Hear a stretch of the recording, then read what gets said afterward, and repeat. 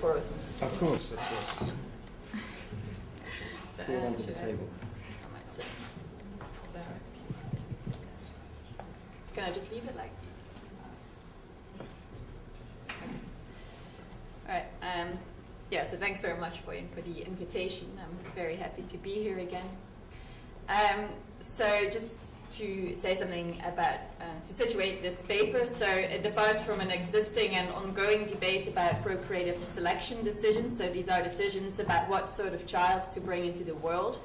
And this debate has mainly taken place in the context of genetic selection of embryos by couples undergoing IVF. And we contribute to this debate by proposing a new principle called procreative altruism that we think should guide such procreative selection decisions. Okay, so parents are often faced with a choice about what sort of child to bring into the world, and this is most obviously the case in the context of assisted reproduction, where parents sometimes can make use of the information about their embryos in order to inform their decision about which of several embryos to transfer to the womb to produce a child. But similar choices may of course also arise in natural reproduction. So for example, sometimes parents can influence the characteristics their children will have by altering the timing of conception. So for example, a woman suffering from rubella may reduce the chance or the risk that her child will suffer from blindness or deafness or brain damage by just postponing conception until after the illness has resolved. And in general, when we delay conception, we actually increase the risk that our child will have Down syndrome. So I'll refer to decisions about what sort of child to bring into the world as selection decisions. Now, in recent years, several authors have proposed ethical principles that should guide such selection decisions. So, for example, Julian Savulescu has proposed a principle called procreative beneficence, which basically holds that parents have a significant reason, or prospective parents at least, have a significant reason to select a child from among the different children they could have that can be expected to have the best life. So this is the most recent formulation of procreative beneficence. It goes as follows. So if couples or single reproducers have decided to have a child and selection is possible, then they have a significant moral reason to select the child of the possible children they could have, whose life can be expected, in light of the relevant available information, to go best, or at least not worse, than any of the others. So in the context of IVF, for example, this may imply that parents should select embryos with a genetic constitution or genetic predispositions most conducive to good health, physical attractiveness, high cognitive abilities. Now, many critics of procreative beneficence have pointed out that this principle is actually too demanding, and because parents have to aim for the best life, and it sets the bar too high, they say, and they have proposed various alternatives, weaker principles. So, for example, the minimal threshold view says that parents have a significant reason to select the child that will have a sufficient quality of life. I can't find the words now. The prevention of harm view will instruct parents to select the child that will experience least suffering or least loss of happiness. And the satisficing view says that parents should select a child that will have a good enough life. But so what all these principles actually have in common is that they focus on the well-being of the child to be selected. They don't say anything about the well-being of others. They only focus on the well-being of the child to be selected. And to capture that fact, we refer to these principles as individualistic selection principles. But obviously, selection decisions can also have significant effects on others, so most obviously effects on the parents or any siblings, but also much more widespread effects on many more people. And what's interesting is also that sometimes traits that the selected child will have and that will be conducive to the well-being of that child will actually be disadvantageous to other people. So consider, for example, this very hypothetical case, free rider. So a combination of genes that influences free riding has been discovered. Those who possess this set of genes are, across a wide range of environmental contexts, predisposed to free riding. Now, imagine you have a couple, they undergo IVF and pre-implantation genetic diagnosis, and they can choose between two embryos that will respectively give rise to Paul and Lisa. So PGD reveals that Paul will have the free rider genes and Lisa won't have the free rider genes, and also assume that we know that both Paul and Lisa will have reasonably good lives, but Paul's life will contain a little bit more well-being, whereas Lisa will contribute a little bit more to the well-being of others, since she's not predisposed to free ride. Now, we think that it's sort of intuitively clear that the parents actually have a significant reason to select Lisa, but this reason is not adequately captured by any of the individualistic selection principles, because procreative beneficence, for example, would instruct parents to select Paul, since Paul will have most well-being, and the other selection principles will just be indifferent as to whether to select Paul or Lisa, because they both will have a reasonably good life.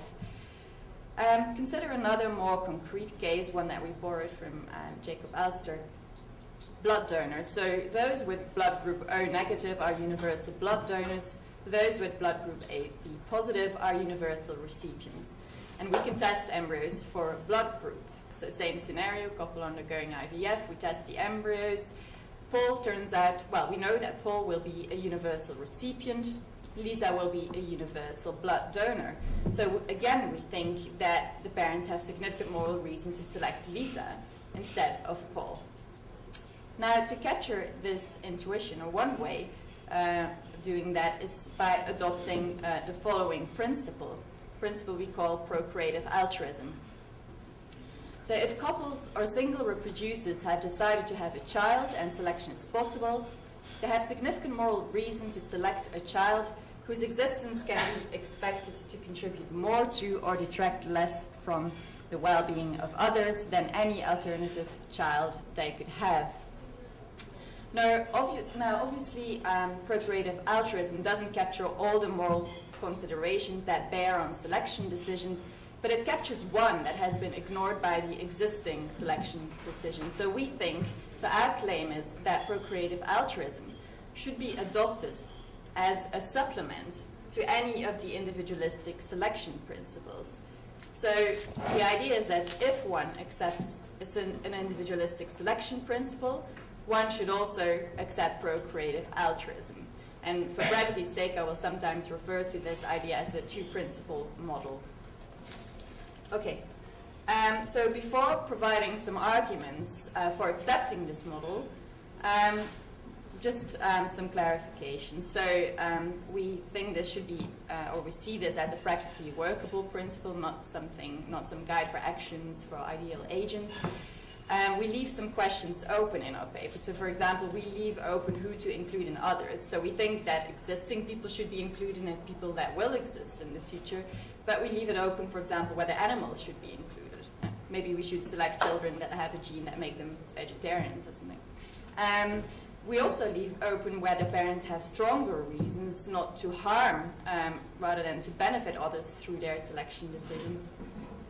And also, we leave it open for the moment at least, how to weigh procreative altruism against an individualistic principle. So what weights to accord to the well-being of the child as opposed to the well-being of others. And there's some interesting implications here, because of course selection decisions cannot harm the child to be selected in the same way that it can harm others. So it cannot harm the selected child in the sense that it will make its life go worse than it was going before, because the embryo didn't have a life before, and it doesn't harm the child in the sense that it makes the person's life go worse than it would have otherwise have gone, because had the parents decided differently, the child wouldn't have existed. Whereas of course the selection decision can harm others in these two senses.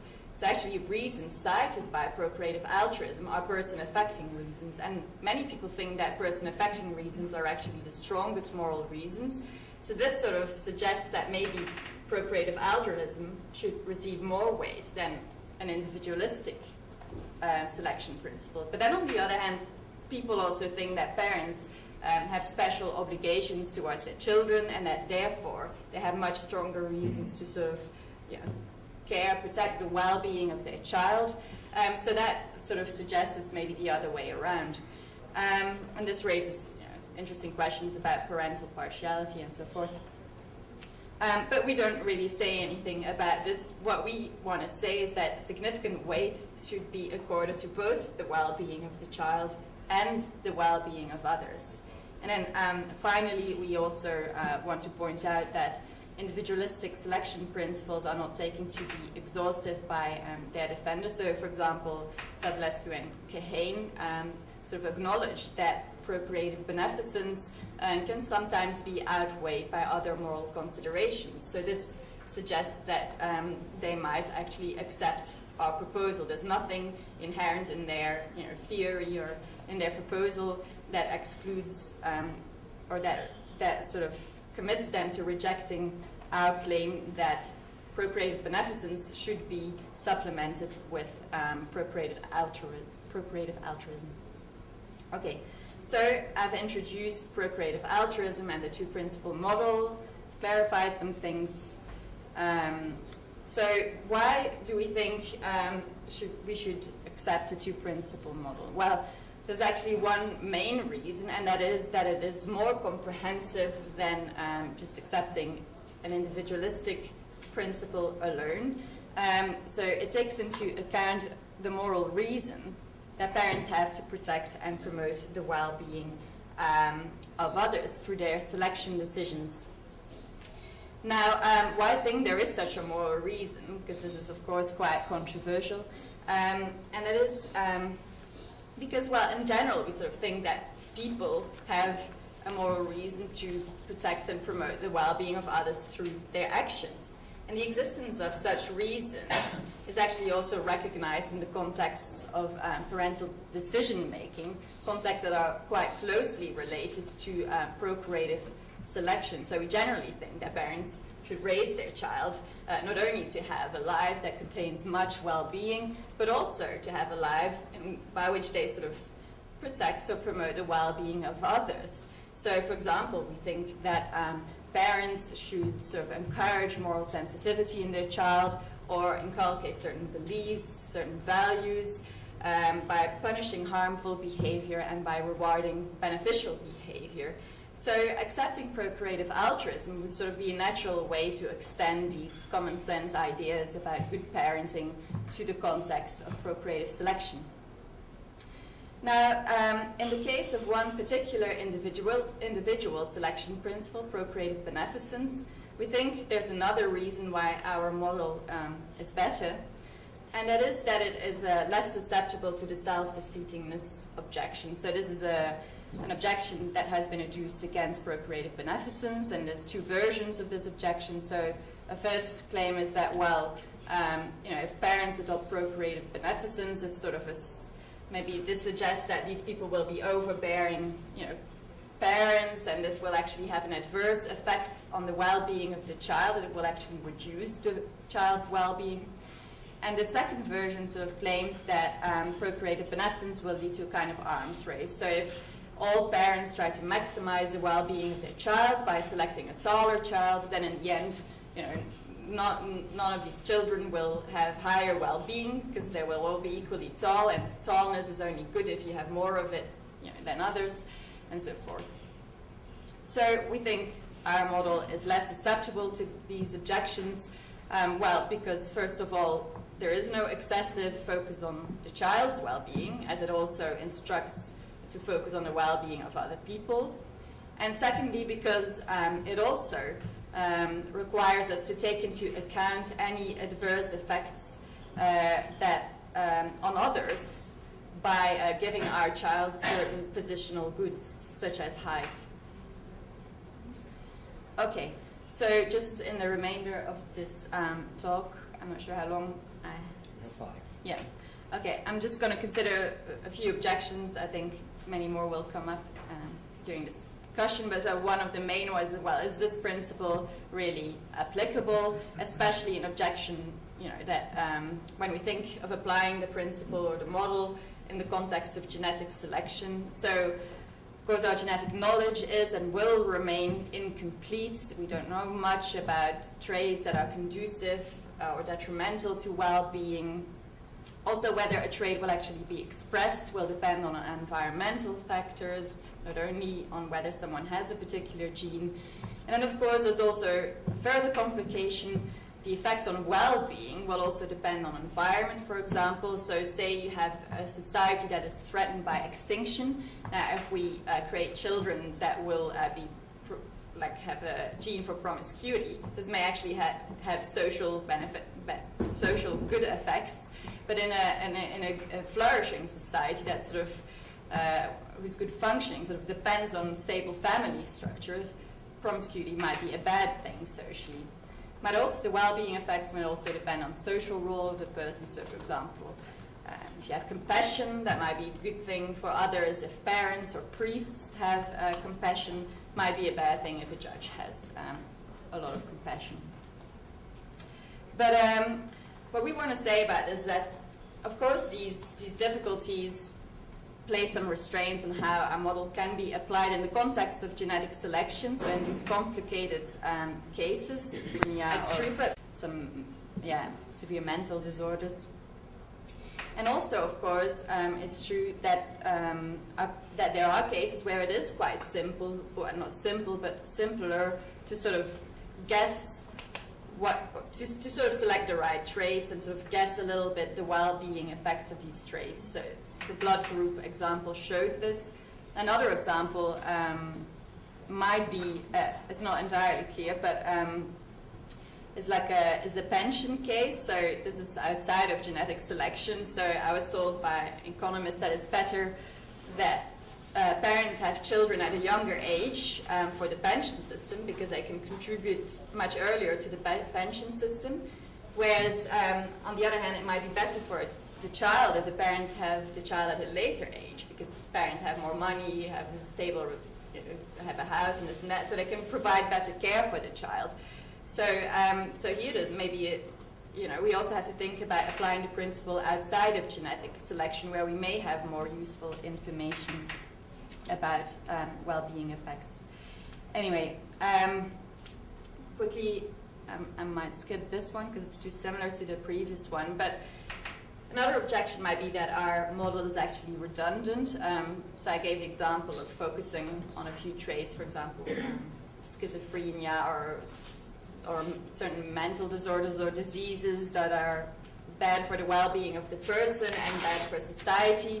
But of course, people, for example, applying procreative beneficence may also focus on these traits. So we may actually end up with the same children. We may select the same children. But we think that in many cases, our priorities would be different. So one example is sex selection. So suppose you have a society that favors men, so a society in which men have also, as a consequence, more well-being. Now, procreative beneficence may instruct parents to select for a boy, because the boy will have, or can be expected to have, more well-being. But procreative altruism may actually instruct parents to select a girl, because in this way, well, first of all, this may correct the sex ratio in society, so this will have social benefits, and it may also help to reduce sexist attitudes toward women by sort of sending the message that women are valuable too. And the pension system is another example of where procreative altruism and procreative beneficence, for example, may instruct parents to do different things. Okay, final objection, an objection that, of course, has also been adduced against individual selection principles is the fear for a slippery slope to coercive eugenics. This objection may actually be stronger to our model, since the state or society in general may actually be tempted to coerce people a bit more to follow our principle because of the social beneficial effects. So we think this is something that has to be taken seriously and may well provide a good reason to not adopt our principle in illiberal societies.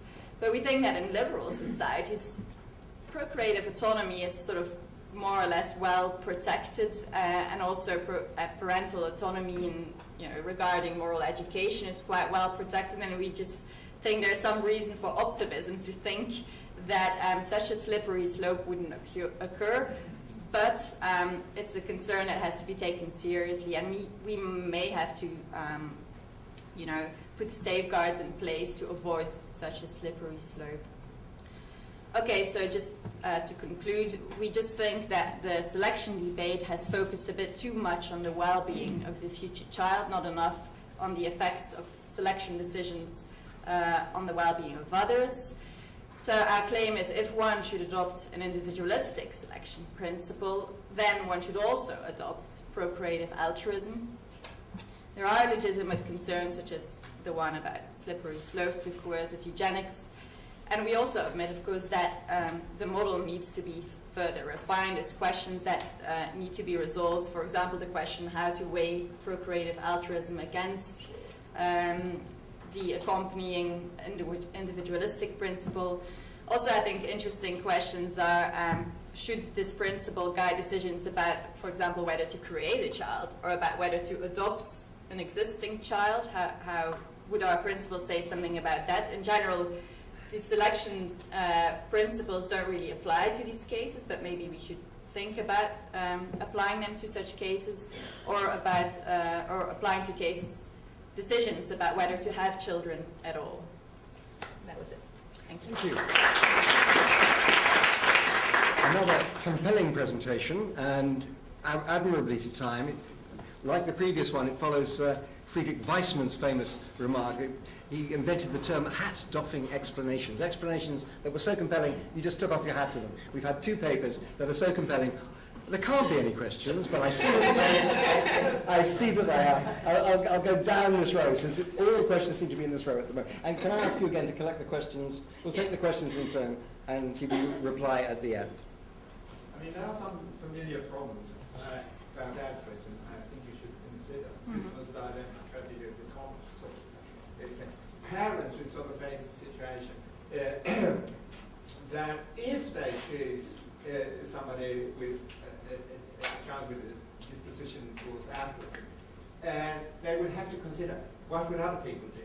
I mean, if most other people would sort of choose children with a free riding disposition, their child will suffer and it will be useless. So, I mean, this sort of problem will arise on the parents' level, so to speak.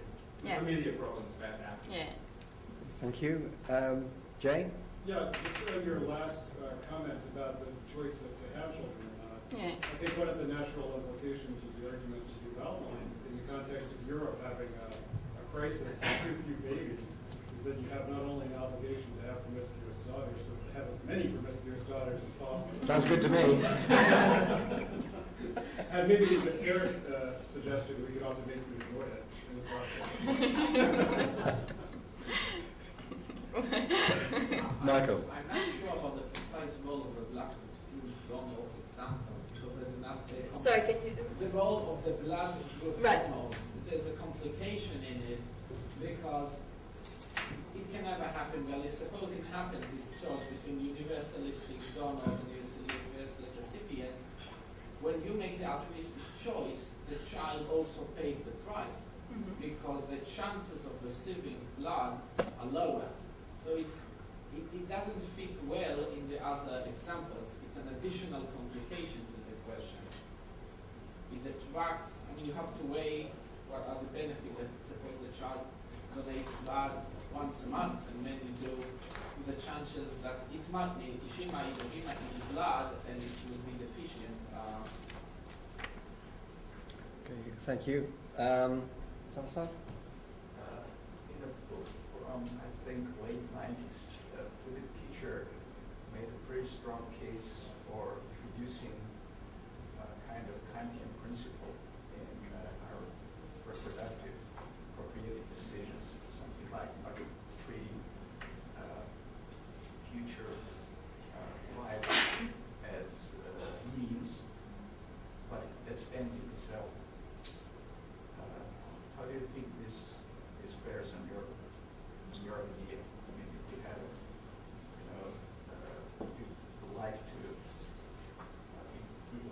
child to be more altruistic, because this would benefit the society, wouldn't this obviously violate such principles? Thank you. And finally, in this round, two more in this round, and that's it. Virgin first. Very short. To make people think in the way you propose they should think in the direction of procreative altruism, do they need to be moral or bio-enhanced to become already enhanced? If not, should the state do something to stimulate them or not? And finally, Cezanne.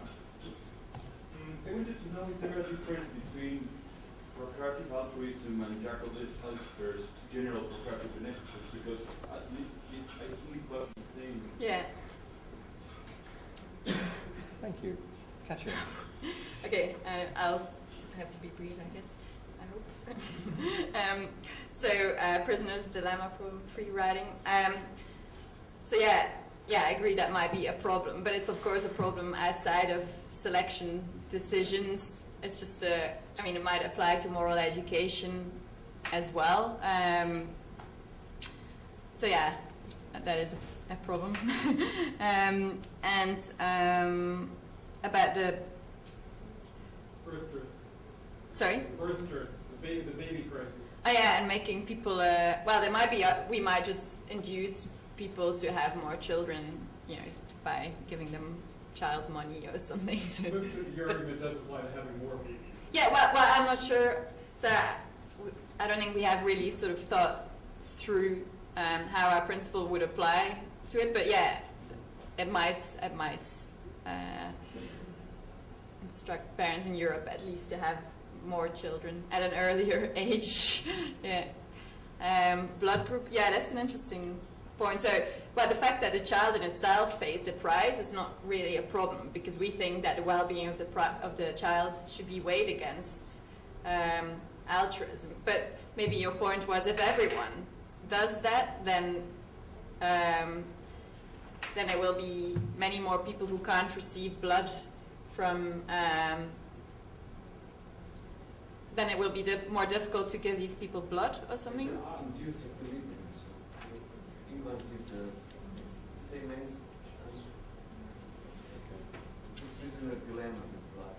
Right, yeah. I take the time for it Yeah. now, but conceptually it's one more step ahead of the example you showed. Yeah. And then a conscient principle, whether parents might be using their child as a means, for others. Well, of course, they wouldn't be using their child as a mere means, because they still care. They still have to take the well-being of the child to be selected into account. They just have to also think about the well-being of others. So they wouldn't only. What Kant was objecting to is that you only use people as a means. But if you also treat them as an end, then it's fine. So if you also take their well-being into account, this might be less problematic. Need prospective parents to be morally enhanced. Yes. Okay. And yeah. And maybe the general procreative beneficence. So we wrote our paper actually at this sort of the same time as Jacob Alster's. There is a difference, because Jacob Alster sort of suggests he only focuses, of course, on procreative beneficence. That's one difference, whereas we take all the individualistic selection principles into account. And he sort of says that, parents have good reasons to select a child that will sort of increase general value in the world. And we sort of focus more on well-being effects, because we think it's a bit less controversial and might be accepted by more people. Thank you. Thank you very much. We have 30 seconds. 30 seconds. You're next.